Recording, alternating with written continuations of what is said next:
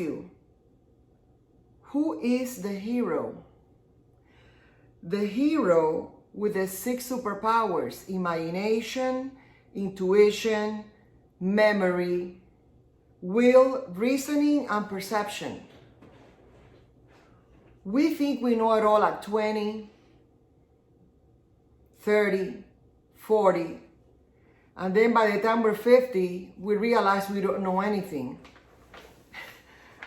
Those are 60, you understand what I'm talking about, and even 80. And the recollections that I'm about to tell you may or may not touch you, or you may have a relationship with them or not. But what I want to ignite in you is the desire to realize your dreams. The child at 5, cruising the land of Cuba, the island, via a Fairlane 500 1958 Ford 2-door, with her parents, mother and father and sister, visiting a family, extended family, grandparents, uncles, aunts, cousins, for holidays like Christmas and summer vacations in the different beaches: Varadero, Santa Maria, Guanao, Jibacoa. And what happened after 1959?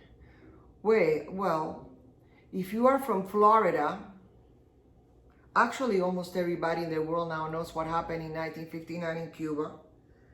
A new regime took power and things changed.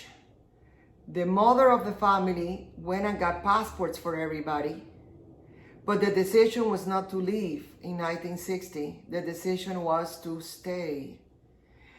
And the family endured communism for 7 years, experiencing a scarcity in the stores, a scarcity of religion, a scarcity of schools. There were no more private schools. The nuns and the priests were sent out of the island.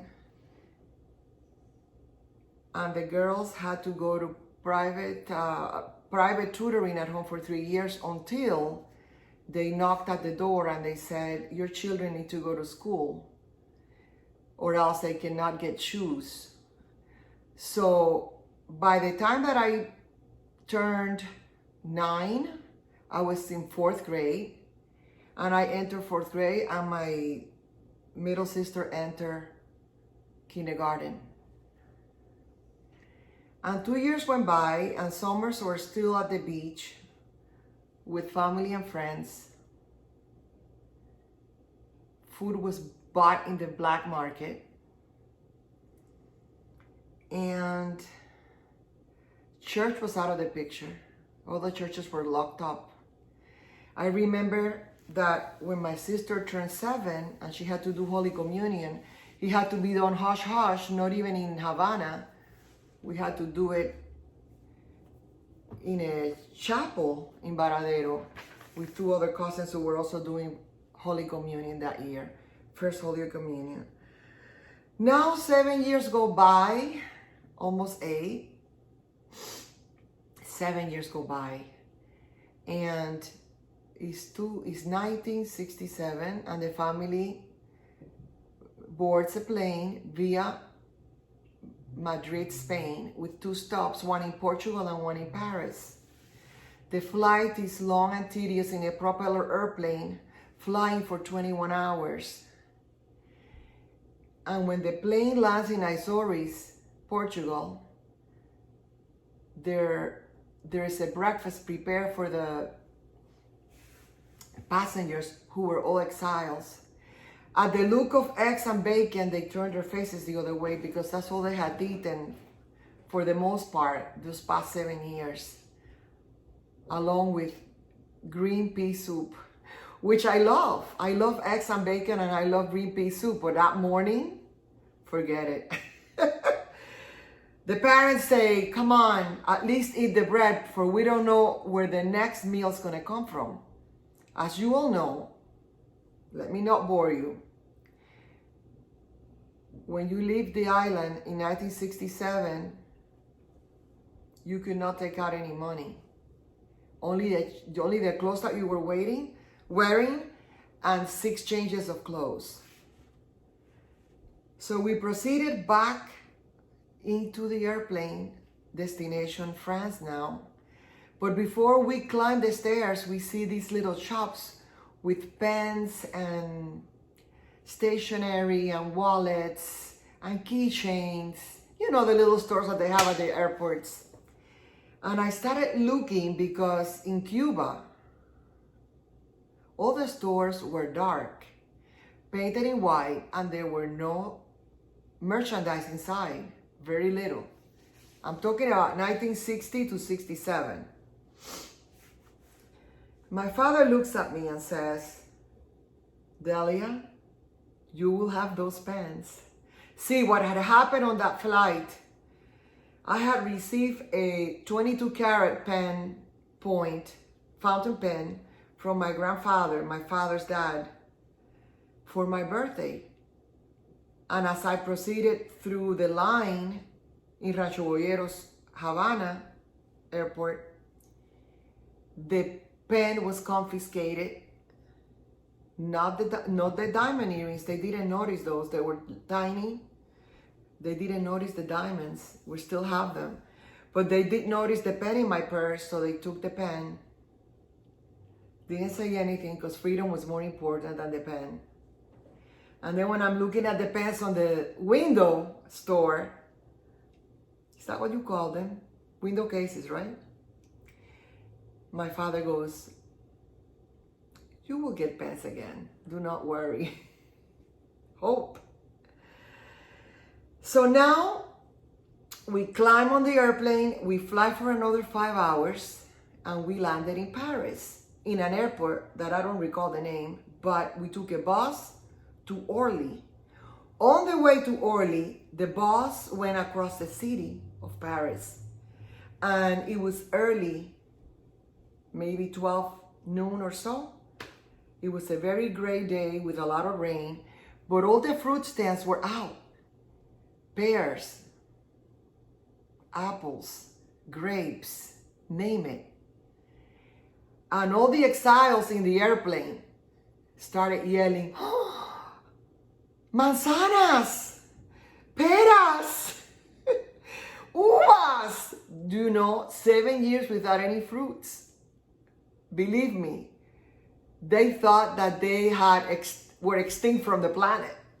So to their amazement, they could experience abundance from the window of a bus. How crazy is that? Okay, in order not to bore you, let me go to the next.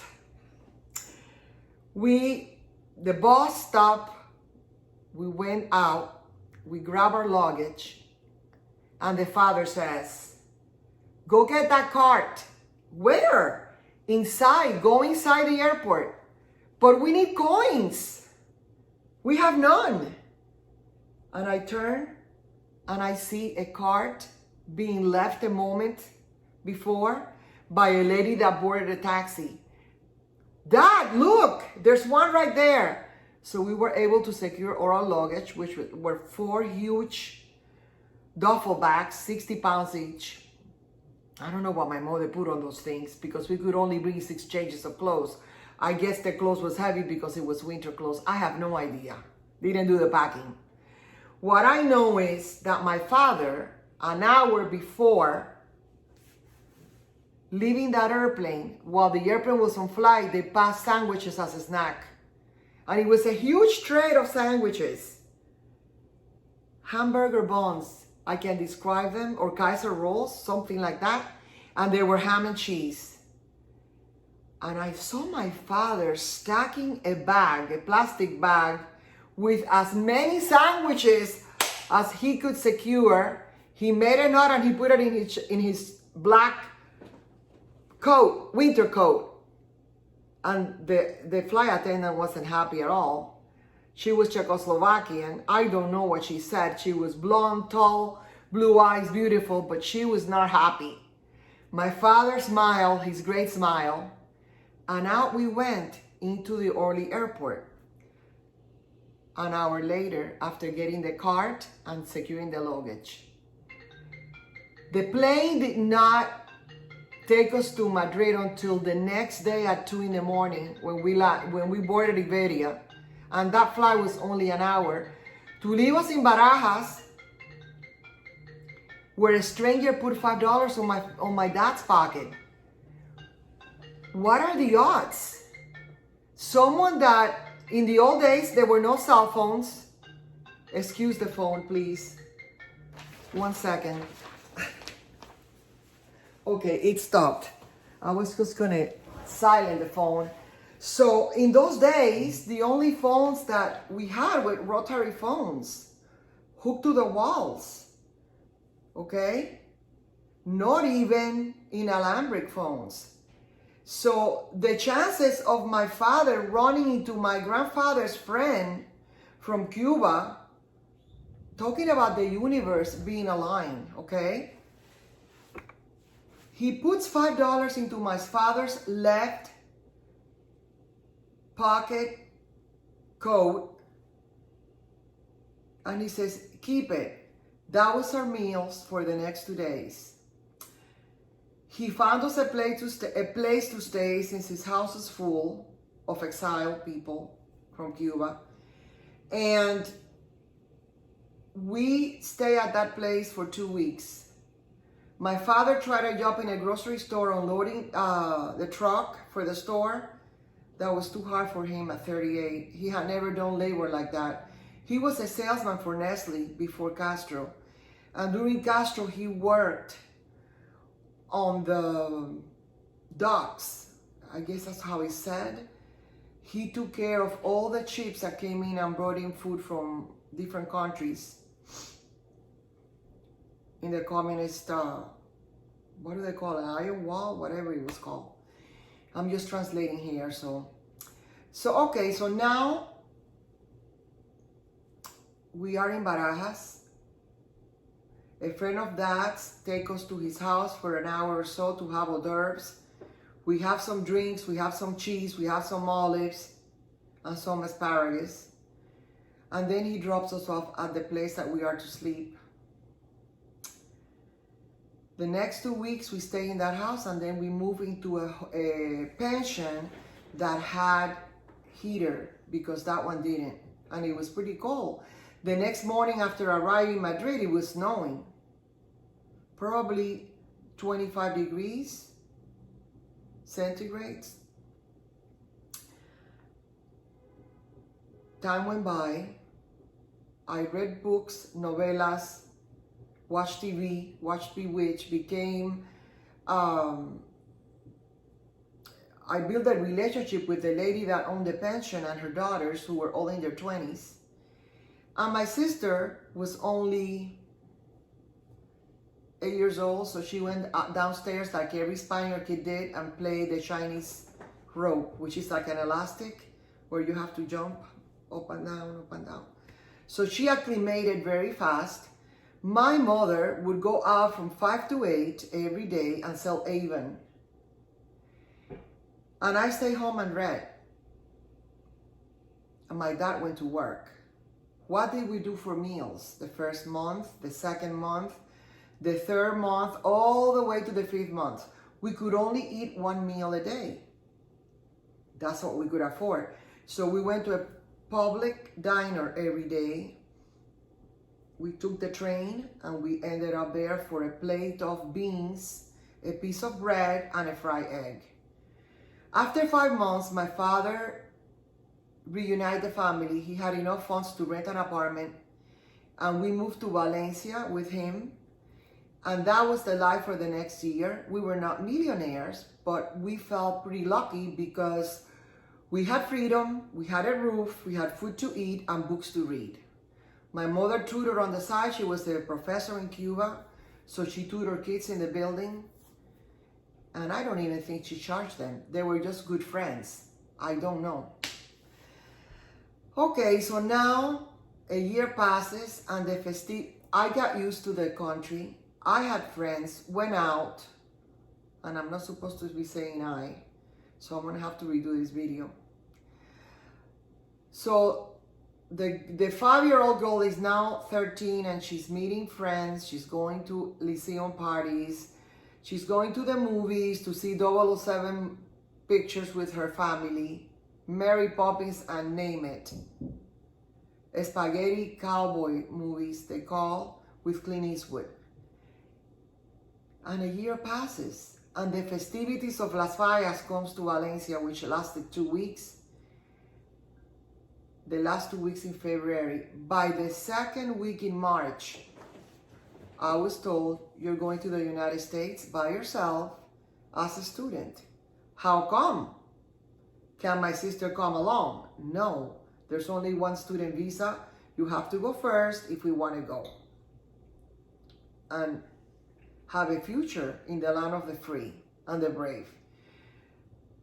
So they drove to Madrid in my father's company little car. It was like a van that carried all the merchandise that he sold to drugstores. And I was put in the plane, flew for about 7.5 hours, landed in La Guardia, and now a nun comes up to me and says, do you have your luggage? No. She says, you can't board the bus to JFK. All this in Spanish. Until you find your luggage. How many pieces do you have? I said 3. I have a suitcase, a case with a Spanish guitar, and a box about 36 inches tall with a Virgin inside. Okay, well, let's look for it.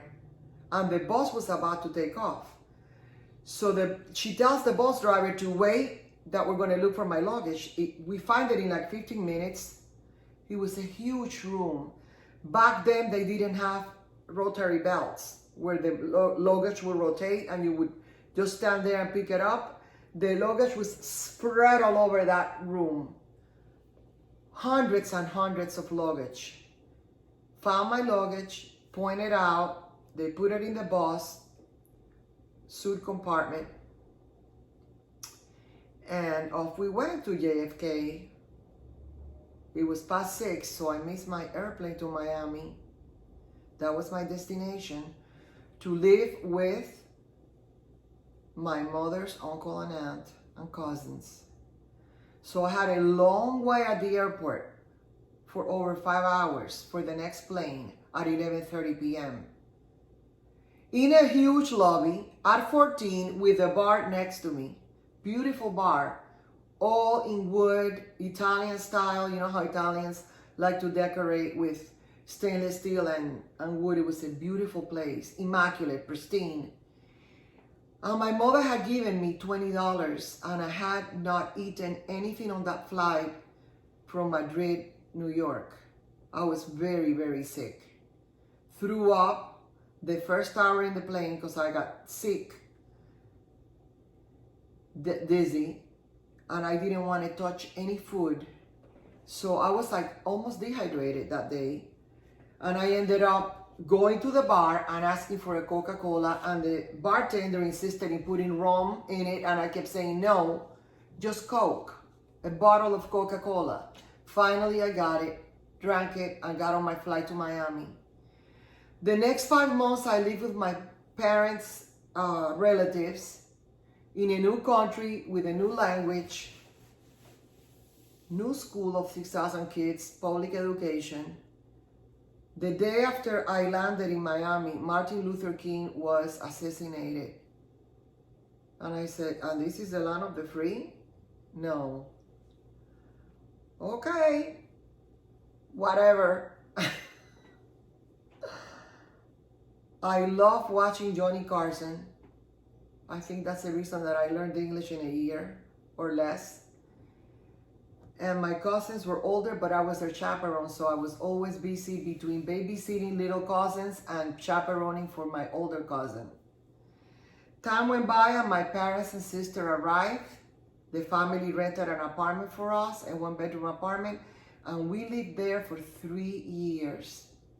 Learning the language, going to school, and I even acquired a part-time job at 16. as a cashier, which took me all the way through college. As I became an educator, switched to a bank for a year and then to education. And then after graduation, I find my stable job in a kindergarten, and I also find my husband. And the marriage went for 25 years. Out of the marriage, 5 kids were born. Out of the marriage, 2 children were born 5 years after the marriage. And we were doing well. We had our own home, our own cars, our own careers.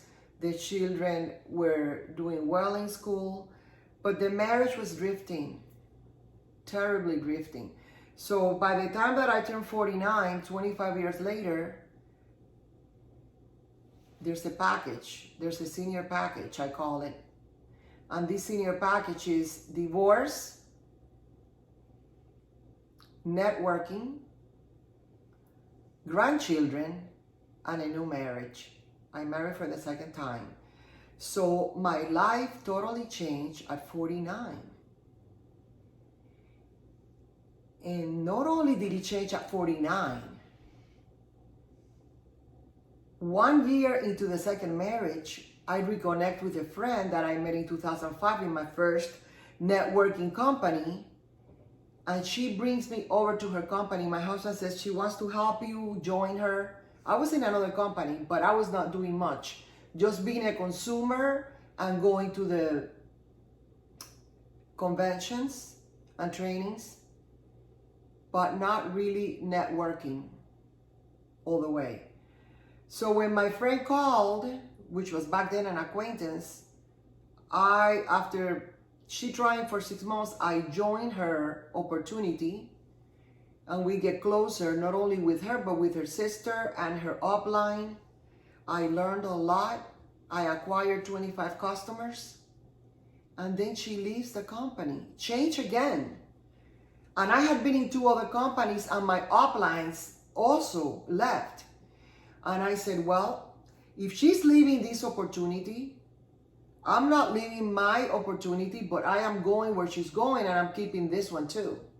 So I did the 2. The millionaire mind, why not do 2 if you can do 1? It's not either or, you can do. So I stay as a consumer in the company that she left and became a promoter in the company that she's in. And the gift that I received is that I met Rhonda Byrne Parker, or Rhonda Parks. I always get confused. I have to check that because there's a girl in my church group that is Park. I think it's Parks. Rhonda Byrne Parks and Sean Murphy. I was introduced to the Morning Awakening call. My husband and I became what they call raving fans of Sean. We haven't missed a call in 4 months. I have learned so much. Sean and Rhonda have given me so much support. I even became a founder of the Secret Sauce group that he created this year. And this is why I'm here telling my story, because of him. He says, let's do an international presentation where all of you can share your experiences. So I want to close with a quote from a graphic designer that I found in a designing magazine called Ideas of Order. And Ria Kawakubo says, the capacity to face life in a brave and fearless way is courage. Courage is taking risks. It's about letting your imagination soar, willing to stand out even as you stand alone. Powerful.